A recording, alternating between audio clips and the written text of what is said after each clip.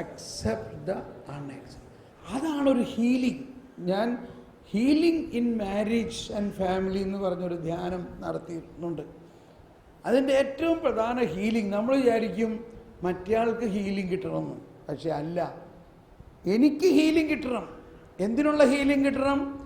മറ്റേയാളെ ആയിരിക്കുന്ന അവസ്ഥയിൽ കർത്താവ് ഈശോ മിശിഹായുടെ കണ്ണുകളിലൂടെ സ്വീകരിക്കാൻ. ഈശോ മിശിഹ വന്നിട്ട് എല്ലാവരുടെയും കുറ്റങ്ങൾ കണ്ടുപിടിക്കുകയാണോ ചെയ്തത്? ആ മലമുകളിൽ നിന്നിട്ട് പറഞ്ഞു, ബ്ലെസ്സഡ് ആർ യു. ആരോടാ പറഞ്ഞേ? വല്ലവരും ക്രിസ്ത്യാനികളുണ്ടായിരുന്നു അതിനകത്ത്? പറയും. ഒറ്റ ക്രിസ്ത്യാനി ഉണ്ടായിരുന്നു അവിടെ? വേശ്യകളും ചുങ്കക്കാരും ആയിട്ടുള്ള ആളുകളൊക്കെ അവിടെ കൂടിയിരിക്കുകയാണ്. അവരോട് പറയാണ്, നിങ്ങൾ ഭാഗ്യവാന്മാർ. എന്താണ് പ്രധാന ഭാഗ്യം? നിങ്ങൾ യേശു ക്രിസ്തുവിനെ മുഖാമുഖം കണ്ടിരിക്കുന്നു. രണ്ടാമത്തെ ഭാഗ്യം, നിങ്ങളെല്ലാവരും പാപികളാണെങ്കിലും ഞാൻ നിങ്ങളെ സ്നേഹിക്കുന്നു. നിങ്ങളെല്ലാവരും പാപികളാണെങ്കിലും ഞാൻ നിങ്ങളെ സ്നേഹിക്കുന്നു. നമ്മൾ രാവിലെ പറഞ്ഞു തുടങ്ങിയായിരുന്നു ഒരു ട്രയാങ്കുലർ സിറ്റുവേഷൻ. യേശു, ഫരിസേയൻ, പാപി. ഫരിസേയൻ്റെ മനോഭാവം എന്താണ്? യേശുവിൻ്റെ ഇവൻ പാപികളുടെ കൂട്ടുകൂടണം. അവൻ മനസ്സിലാക്കേണ്ടതല്ലേ അവൾ ഇങ്ങനത്തെ ഒരാളാണെന്ന്. പാപികളുടെ അടുത്ത് പിന്നെ ഇവർ കണ്ടു കഴിഞ്ഞാൽ മാറി നടക്കും.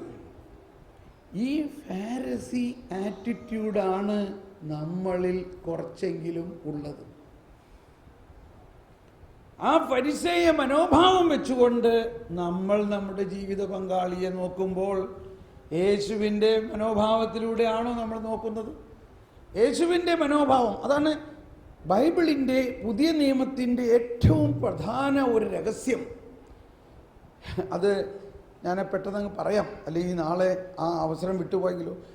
ഈശോ എവിടെയെല്ലാം പറയുന്നു, ഞാനീ പറയുന്ന വാക്കുകൾ, എൻ്റെ പ്രബോധനങ്ങൾ, രാജ്യത്തിൻ്റെ ഈ സുവിശേഷം എന്നെല്ലാം ഈശോ പറയുന്നത് ബൈബിളിൽ നിന്നുള്ള ഏതെങ്കിലും വചനത്തെക്കുറിച്ചല്ല പറയുന്നത്. ഈ ഫരിസേയ ആറ്റിറ്റ്യൂഡിനെ ഓപ്പോസിറ്റ് ആയിട്ടുള്ള ആറ്റിറ്റ്യൂഡിനെ കുറിച്ച് പറയണ ഈശോ. അതായത് അവിടെ എല്ലാവരും പറഞ്ഞുകൊണ്ടിരിക്കുന്നത് ഫരിസേയ മനോഭാവമാണ്. അങ്ങനെ എല്ലാവരുടെയും മേൽ നിങ്ങൾ അത് ചെയ്യണം, തെറ്റാണ്, അത് തെറ്റാണ്, അത് തെറ്റാണ്, അത് തെറ്റാണ്, നിങ്ങൾ കല്ലെറിയപ്പെടും, നിങ്ങൾ അത് ചെയ്യും. 10 നിയമത്തെ 630 നിയമമാക്കിക്കൊണ്ട് സകലത്തിനെയും വിധിച്ച് അവർക്ക് പാപത്തിൻ്റെ ഭാരം, ആ പാപം മാറ്റാൻ വേണ്ടി അവർ തന്നെ അത് ചെയ്യണം, ഇത് ചെയ്യണം, ഇങ്ങനെയുള്ള 100 നിയമങ്ങൾ കൊണ്ടുവന്ന് ഭയങ്കരമായ ഒരു ഭാരത്തിലിരിക്കുമ്പോഴാണ് ഈശോ പറയണത്, അധ്വാനിക്കുന്നവരും ഭാരം ചുമക്കുന്നവരും എൻ്റെ അടുക്കൽ വരുവിൻ, ഞാൻ നിങ്ങളെ ആശ്വസിപ്പിക്കാം എന്ന് പറയുന്നത് പാടത്ത് പണിയെടുക്കണ അധ്വാനത്തെക്കുറിച്ചല്ല, കല്ല് ചുമക്കണ ഭാരത്തെക്കുറിച്ചല്ല.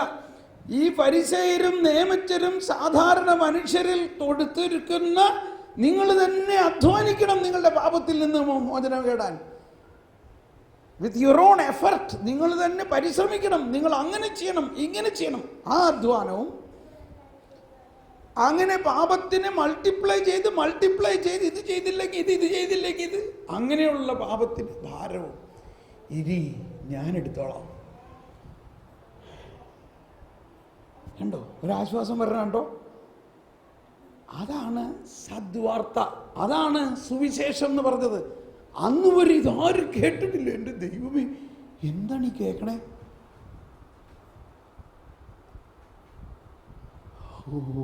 അതുകൊണ്ട് എല്ലാവരും യേശുവിന് ചുറ്റും കൂടിയത്. സ്കാൻഡലായി അവിടെ. ഫരിസേയർ ഇത്രയും വലിയ തത്വവും നിയമവും എല്ലാം ഉണ്ടാക്കി. ഫരിസേയ നിയമം എന്ന് പറഞ്ഞാൽ ഇന്നും യഹൂദര് നിയമത്തെ കണിശമായിട്ട് പാലിക്കണം. ഇപ്പോൾ അമേരിക്കയിലൊക്കെ ജൂയിഷ് ഹോസ്പിറ്റൽസ് ഉണ്ട്. അവിടെ കൃത്യമായിട്ട് ലിഫ്റ്റിലൊന്നും, അതായത് ഞായറാഴ്ച സ്വിച്ച് ഇടാൻ പാടില്ല, അവരുടെ നിയമം അനുസരിച്ച് സ്വിച്ച് ഇടാൻ പാടില്ല. സാബത്ത് ദിവസം അന്ന് അവരുടെ വീട്ടിലൊരു കൊച്ചു ഷോക്കടിച്ച് കിടക്കുകയാണെങ്കിലും അവൾ സ്വിച്ച് ഇട്ടില്ല, അവർ അത് ഓഫ് ചെയ്യില്ല. കാരണം അവരുടെ നിയമം അതിനെ അനുവദിക്കുന്നില്ല. അടുത്ത വീട്ടിൽ വന്ന ഒരാളെ വിളിക്കുകയാണ്, നിങ്ങളൊന്ന് ആ സ്വിച്ച് ഒന്ന് ഓഫ് ചെയ്യാമോ, എൻ്റെ കൊച്ചു ഷോക്ക് അടിച്ച് കിടക്കണം. Can you imagine? നടന്ന സംഭവമാണ്. അടുത്തൊരു മലയാളിയോട് പറയാൻ, അവളോട് നിനക്ക് ചെന്നു ഇല്ല, എൻ്റെ നിയമം അതിനെ അനുവദിക്കുന്നില്ല. ഇവൾക്കങ്ങ് ഭയങ്കര ദേഷ്യം കയറി. പിന്നെ എന്തായാലും ഈ സമയത്ത് കൊച്ചിനെ ആദ്യം രക്ഷിക്കുക, എന്നിട്ട് ഫൈറ്റ് ചെയ്യാമെന്ന് വിചാരിച്ചു. ഈ ഒരു മനോഭാവത്തിൻ്റെ മധ്യത്തിലാണ് ഈശോ വന്നുകൊണ്ട് പറയണത്, നിന്റെ ഒരാട് കിണറ്റിൽ വീണാൽ നീ അന്ന് അതിനെടുക്കാതിരിക്കുമോ?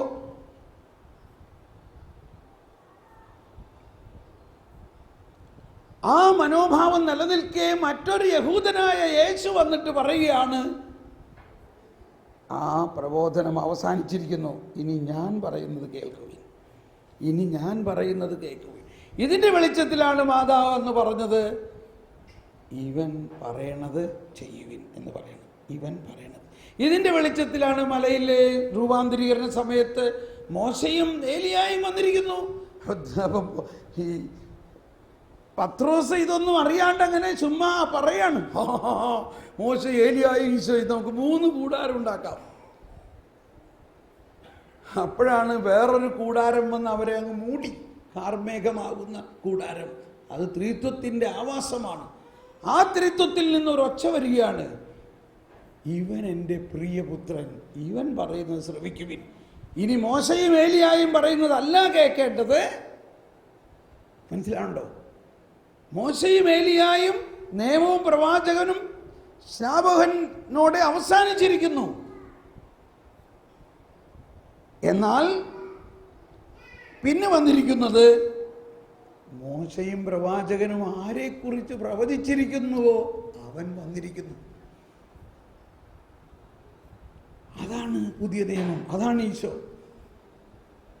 ഈ രാജ്യത്തിൻ്റെ സുവിശേഷം നിങ്ങൾ ലോകം മുഴുവൻ പ്രഘോഷിക്കുവിൻ, നിങ്ങൾ മാമോദീസ കൊടുക്കുവിൻ, എന്നാൽ ഞാൻ നിങ്ങളോട് പറഞ്ഞിരിക്കുന്ന കാര്യങ്ങൾ അവരെ കണ്ടോ. ഇതെല്ലാം മനസ്സിലാക്കേണ്ടത്, ഞാൻ നിങ്ങളോട് പറയുന്നു എന്ന് പറയുമ്പോൾ മനസ്സിലാക്കേണ്ടത്, it is opposite to the Pharisees. ഇപ്പം നമ്മൾ എന്തിനാ ഇത് പറഞ്ഞത്? നമ്മിൽ ഒരു ഫാരിസി മനോഭാവമുണ്ട്. എന്ത് കണ്ടാലും അത് തെറ്റാണ്, നിന്നോട് എത്ര പ്രാവശ്യം പറഞ്ഞിട്ടുള്ളതാണ് അത് ചെയ്യരുത്, എത്ര പ്രാവശ്യം പറഞ്ഞിട്ടുള്ളതാണ് ഈ ചായ കുടിച്ചിട്ട് ഈ കപ്പ് ഇവിടെ വെക്കരുത്, പിന്നെ എന്തിനാ അവിടെ വെച്ചത്? ഒരു കാര്യമില്ല, ഇത്രേ ഉള്ളൂ കാര്യം.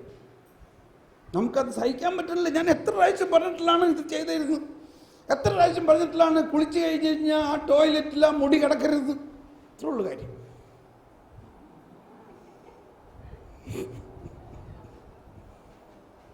പക്ഷെ നമുക്കത് നമ്മുടെ ജീവിത പങ്കാളിയുടെ മുടിയല്ലേ, അതൊന്നങ്ങ് വാരി മാറ്റി സുഖമായിട്ടൊന്ന് ക്ലീൻ ചെയ്ത് ഉപയോഗിച്ചാൽ മതി ടോയ്ലറ്റ് അല്ലെങ്കിൽ ബാത്റൂം.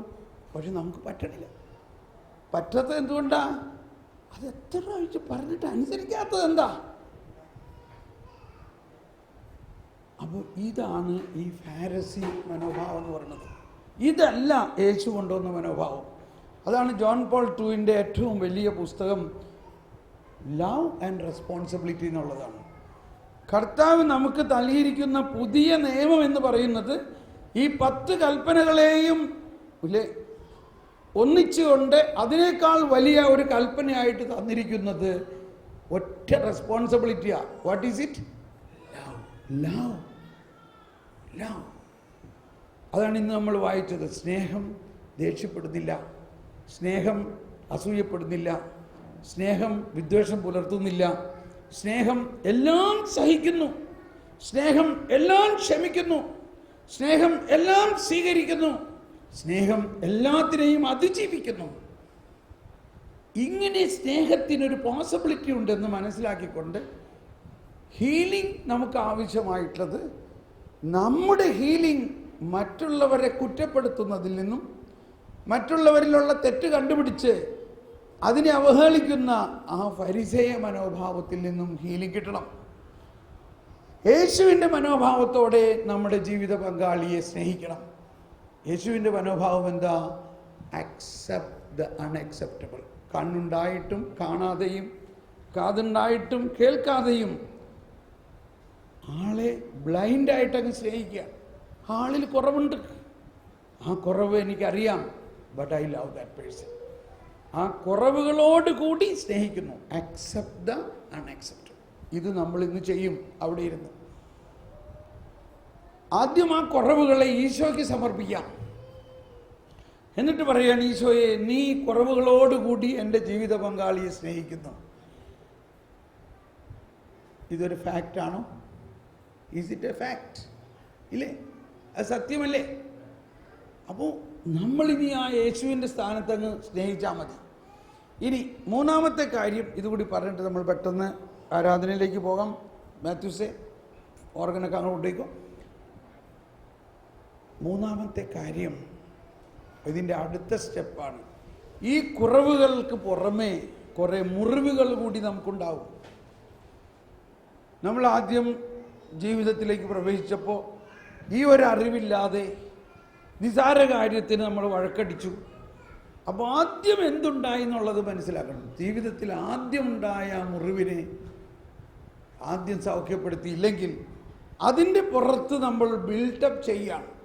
അത് കഴിഞ്ഞ് ഒരാഴ്ച കഴിഞ്ഞപ്പോൾ വീണ്ടും ഒരു ബഹളം ഉണ്ടായപ്പോൾ നമ്മൾ എന്ത് പറഞ്ഞു? കണ്ടോ, അന്ന് ഞാൻ പറഞ്ഞതാണ്, ഇതേമാതിരി എന്നോട് പറയരുന്നു, ഇനി അങ്ങനെ പറഞ്ഞാലുണ്ടല്ലോ. കണ്ടോ, അപ്പോൾ അതിനെ റെഫർ ചെയ്തിട്ടാണ് പിന്നെ വരുന്നത്. അത് കഴിഞ്ഞ് ഇതേ സെയിം ടോപ്പിക് കൊണ്ട് ഒരു മാസം കഴിഞ്ഞപ്പോൾ വീണ്ടും ഒരു ബഹളം നടന്നപ്പോൾ എന്തുണ്ടാവും? കണ്ടോ, നീ വീണ്ടും അതേമാതിരി പറയാം. അപ്പോൾ എഗെയിൻ അതിനെ ബിൽട്ടപ്പ് ചെയ്ത് പോവുകയാണ്. പലപ്പോഴും നമ്മളിൽ പറയാം, ഒരു പർട്ടിക്കുലർ പോയിന്റിലാണ് നമ്മൾ ഫൈറ്റ് ഉണ്ടാകാറ്. ആ വീക്ക്നെസ് പറഞ്ഞാൽ ഉടനെ അവിടെ ഒരു സ്പാർക്ക് ഉണ്ടാവും. അത് മനസ്സിലാക്കിക്കൊണ്ട് നമ്മൾ ആ വ്യക്തിയുമായിട്ട്, അതായത് നമ്മൾ ഒരു ഫൈറ്റ് ഡെവലപ്പ് ചെയ്താൽ ഉടനെ ആ കാര്യം അങ്ങ് പറയും. അപ്പോൾ അത് പൊട്ടിത്തെറി ഉണ്ടാവും, ബഹളം ഉണ്ടാവും. അപ്പോൾ വാട്ട് ഈസ് ദാറ്റ്? എന്താണ് ആ ഒരു കാര്യം? ഒന്ന്, ഏറ്റവും ആദ്യം നമ്മളെ വേദനിപ്പിച്ചിട്ടൊരു കാര്യം. രണ്ട്, എന്തിനെ ചൊല്ലിയാണ് ഏറ്റവും കൂടുതൽ വേദനിച്ചിട്ടുള്ളത്? ഇത് നമ്മൾ ആദ്യം ഈശോയ്ക്ക് കൊടുക്കണം. അതായത് നമ്മൾ ഈശോയുടെ കുരിശിൽ ഈശോയുടെ വേദനയാണ് ആ സംഭവത്തിലൂടെ ഉണ്ടായത്. അത് ഈശോയ്ക്ക് കൊടുത്ത്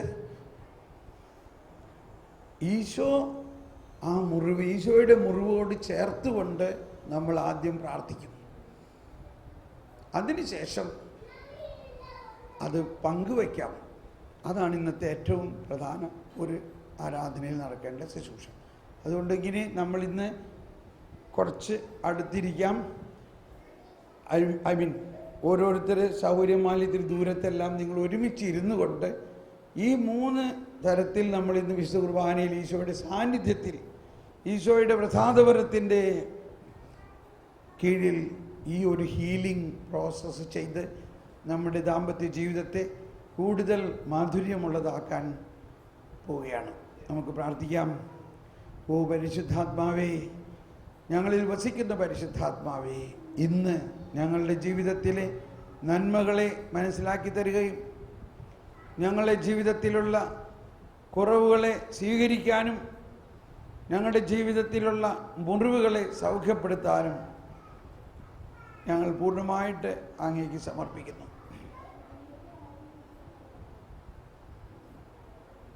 അന്യരിൽ നന്മ കാണാൻ അതു കണ്ടാനന്ദിക്കാം എന്നക കാമ്പിലങ്ങ് തരേണമേ. Praise the Lord. നമുക്ക് ചാപ്പലിലേക്ക് പോകാം.